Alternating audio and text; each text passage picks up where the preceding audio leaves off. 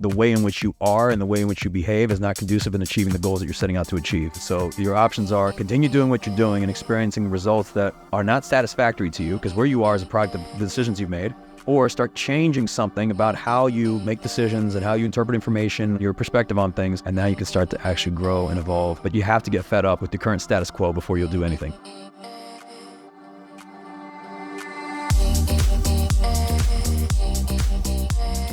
I'm Michael Mogill, founder and CEO of Crisp, the nation's #1 law firm growth company. I've built my business through practice, not theory.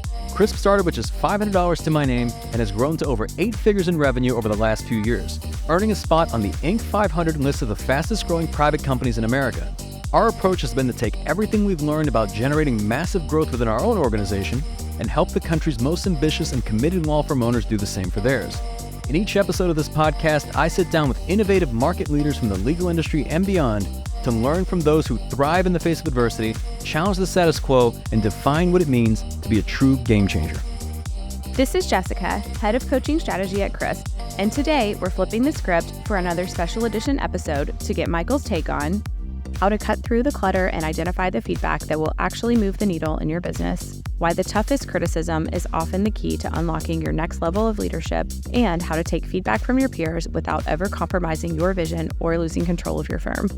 Really, what is the value of a leader? It's in judgment, and there's going to be good feedback that you receive from trusted people and trusted individuals that have the results, and then there's going to be feedback that you receive from just the people in the stands, right, in the peanut gallery that are going to give you advice. I would not take advice from anyone that doesn't have the results, and generally I wouldn't take advice from anyone I wouldn't trade places with. It depends on the source, but ultimately this is more so around if you feel you know what's best for your firm. I mean, it's your firm. You're the one in charge of making all the decisions. Maybe they're actually giving you really good advice because they're trying to help you, and you're saying, no, I know better, even though I'm so much smaller and inexperienced. We're not growing. I don't know what the fuck I'm doing, yet I know better. Now that is silly. That's absolutely silly.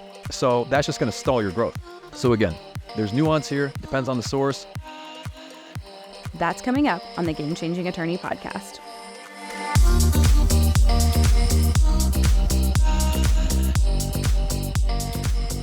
All right, haven't seen you in a long time. Welcome back, Michael. I know, Jessica, it has been a while since we last saw each other, approximately 10 minutes ago.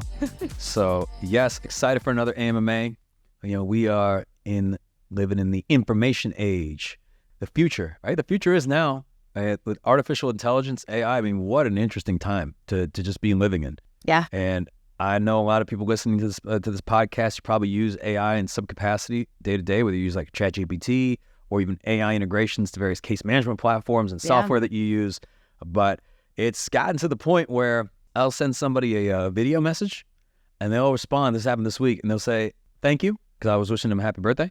And they said, but is that you or is it AI?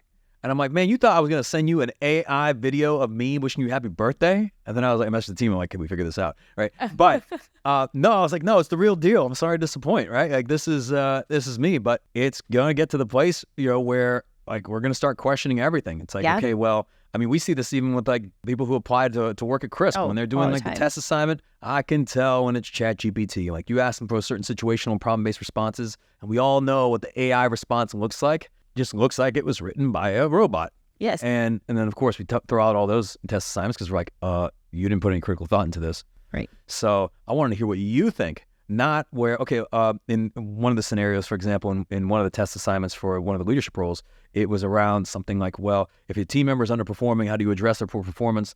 And it was like, step 1, assess the situation. Step 2, set a meeting with these bullet points. And it's like, okay, all right. I feel like I'm talking to a textbook. Yes. Right, versus a human being. And a lot of times when people answer it that way, it tells me that they've never actually dealt with the situation that way. Because, it was only so clean and simple. Yeah. Right? Yeah. So AI, it's great in many ways. I think it's making us already more productive, more efficient, more effective. Like I think it just makes the organization so much more efficient. You could focus people on more so on strategic efforts and initiatives, and you can start to really improve productivity and getting rid of a lot of like repetitive tasks, a lot of like time-consuming tasks, things like that. It's amazing to see where where we'll be with AI. 6 months from now, a year from now. It's getting better and better and better. In some respects, I think there's things that AI does. Kind of the Mogill GPT. It's better than me. I'm like, sometimes it'll write something, and I'll be like, better than what I would have written. I would have thought of that. Yeah, I was like, pretty good.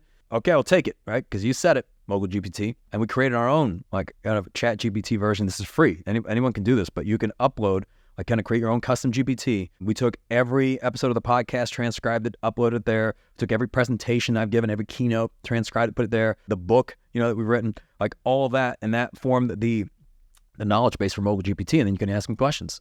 And it could be questions about anything, but now you don't have to do like tone prompts and things like that. So you can create your own. Like if you have a lot of like just content that you put out and you transcribe it, you can create your own custom GPT that you can use and you can share with your team. Yeah. So it's pretty My neat. team member the other day tell me how useful it was. So yes. Yeah. I mean, it'll say like, Mogill GPT, write a letter to my wife telling her how much I love her, right? And it's way better than anything I would have written, right? But Mogill GPT wrote it, and it was with my knowledge and insights. So it's like, okay, technically, I guess it's my IP, right? Yeah, but the asterisk is that it was not actually you. Well, and I told you that's what made the letter funny, because I was like, I wrote this beautiful thing, and I said, P.S. written by Mogill GPT. Yeah, good thing I don't have feelings. It's okay. You gotta have fun with it, right? You can't make a joke, right? So let's do the AMA. I love these episodes because you guys submit the most, I don't know how I describe them, questions. Sometimes they're great questions. They're super interesting, super insightful. Sometimes I wonder why the question's even being asked. And sometimes we just have fun with it. It's just fun. And I hope that it's been valuable. These have actually interesting enough to turn into our most popular episodes on the podcast. Who would have thought? Every workshop, I hear this. They're like, yeah, the AMA, right? So if you want to submit your own questions, you can. 404-531-7691. You just have to text the number, like it is a real number, right? Text us, and you might just hear your question being answered on the show. And then the other episodes that we do is the traditional podcast interviews, right? We bring on a guest, we interview them, and then the encore editions, we bring back some of the most popular episodes. So it's a lot of fun. We're talking about a fourth segment, maybe a fifth segment, things we might have coming up in the next season of the show. But for now, that's a future thing to discuss. Let's do the AMA. What do we got? All right.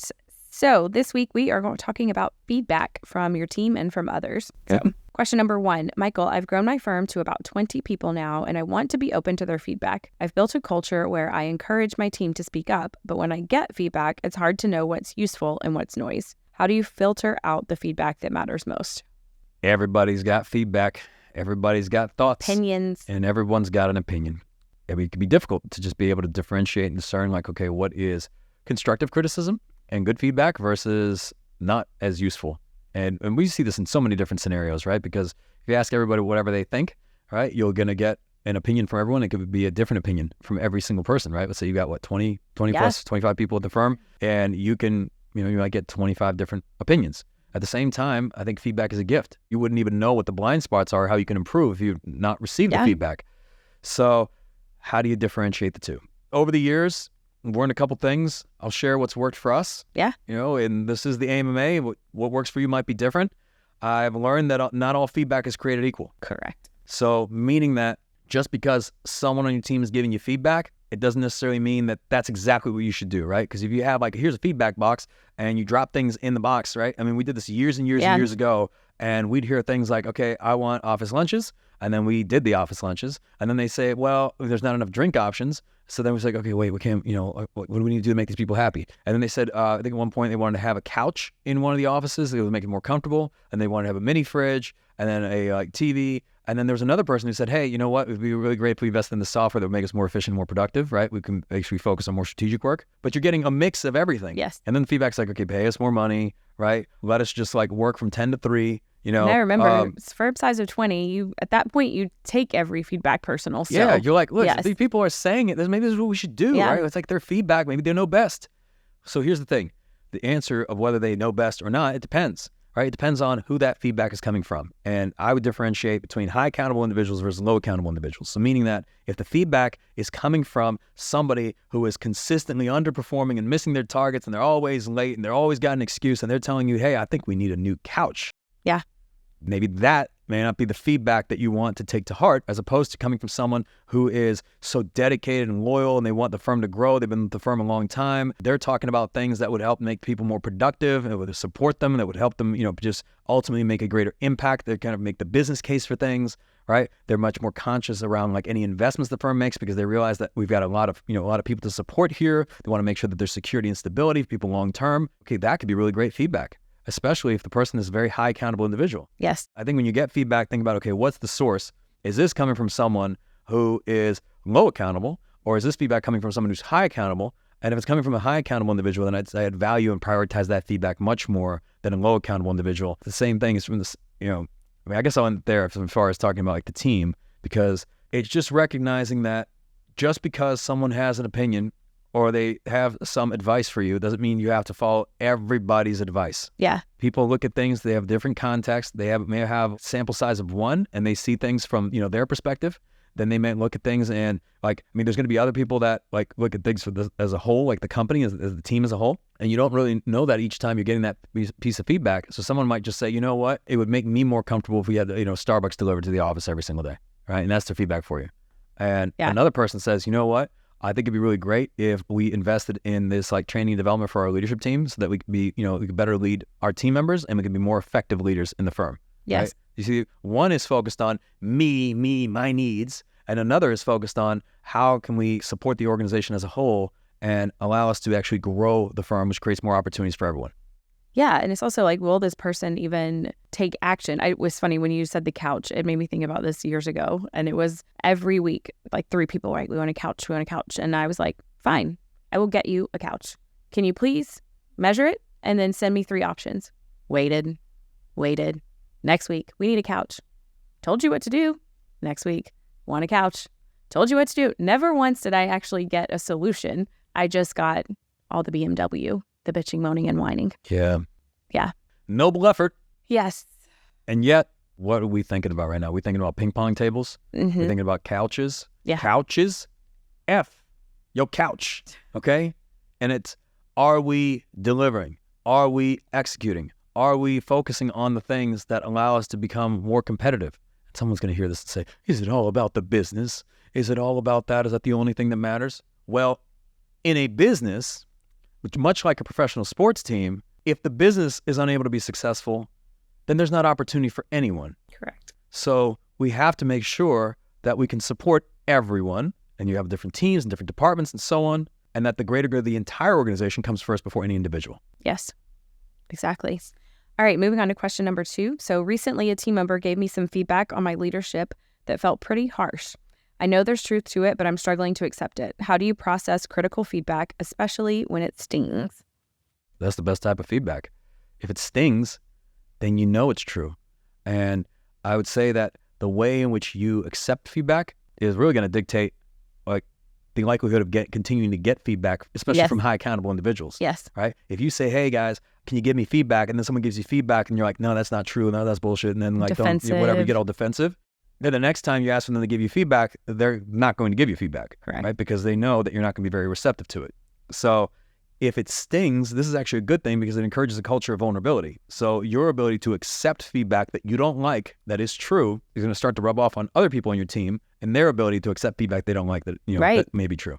So, because we all know as leaders, it's you want to deliver feedback to someone and they don't like it. And you know how that feels. It's man, why can't they just put their ego aside, right? And just accept the feedback and just get better. That's what we see, that's what we think as leaders when we're delivering feedback to somebody else. Yeah. But then what happens when someone delivers that feedback to you? Yes. And they talk about something you're ashamed of. You could do better. You're saying, oh, not me. Oh, I'm not that way, or whatever. Look, if it's coming from a high accountable individual, that's coming from a place of love, and it's coming because they want to help you and they want you to improve, and the fact that it stings means that it's true. Yeah. Right? Because if somebody said some shit that just wasn't true at all, you'd be like, okay. But when you get all defensive about it, it means that there's some truth to it. Yes. Yeah, there's some truth to it at least. Maybe not a whole truth, but there's some truth. Yes. And the best thing you can do is accept that feedback, process it well. When you receive feedback that stings, it's not going to prevent it from stinging. Right. Right? But then you have to ultimately maybe set aside some time by yourself. Maybe you're meditating, maybe you're sitting there journaling and work through that and say, okay, well, what can I do? Because then you get the feedback. The worst thing you can do is ignore it. Yeah. Knowledge is not power, right? Until there's some behavioral change associated with it. Yep. So then you think, okay, well, how can I be better here? Right? How can I improve? No matter what the feedback is. Mm-hmm. Right? And if you actually do accept that feedback and then you change as a result of that feedback, can you imagine just how rewarding that is for someone who's wanted to help you? Yeah. Right? And guess what? They'll continue to support you. And you're going to be modeling the type of behavior for, your entire organization that makes you a leader worth following. Absolutely. So we're all imperfect humans. I'm not perfect by any means at all. I make mistakes every single day. Like I've got all sorts of imperfections and things that I'm continuously working on as a leader. I believe I'm, more evolved today than I was, 10 years ago, but I still have a lot of learning and, and evolving to do. And I don't claim to have all the answers to always be right. So when I get feedback from someone, it's like, okay, especially someone that I know cares about me, someone that is, very high accountable. Like when you tell me something, it stings because I know it's true. Oh my gosh, I need to be better, right? And then I write my affirmations like, I need to be better, continuously improving. And then even when you try to be better, sometimes you're not perfect either. Yeah. Right? So sometimes you try to implement a habit and you still fall off. They and get you're annoyed at me. So yeah, it's like, but I know, and you asked me, I could stop telling you this, yes, right? I do. I could stop reminding you if you want me to stop nagging. I'm like, what do I say? We said keep nagging. I say keep nagging, keep saying it because I know it's true and I want to get better. Yep. Right? So, okay, right? I think that's a positive thing.